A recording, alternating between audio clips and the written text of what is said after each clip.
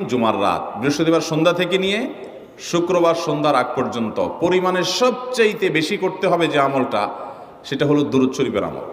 নবী করিম সাল্লাল্লাহু আলাইহি ওয়াসাল্লাম বলেছেন, আকসিরু আলাইয়া মিনাস সালাতি মিন ইয়াউমিল জুমআতি ওয়া লাইলাতিল জুমআহ, তোমরা জুমার দিন এবং জুমার রাতে আমার প্রতি বেশি বেশি দুরূদ পাঠ করবে, দুরূদ প্রেরণ করবে।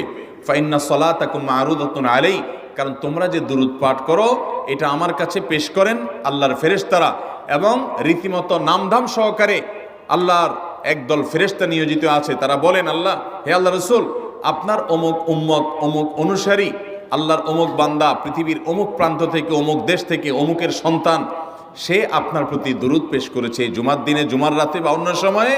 এটা নবী করিম সাল্লাল্লাহু আলাইহি ওয়াসাল্লামের কাছে রিপোর্ট দেওয়া হয় আল্লাহর নিযুক্ত ফেরেশতাদের মাধ্যমে।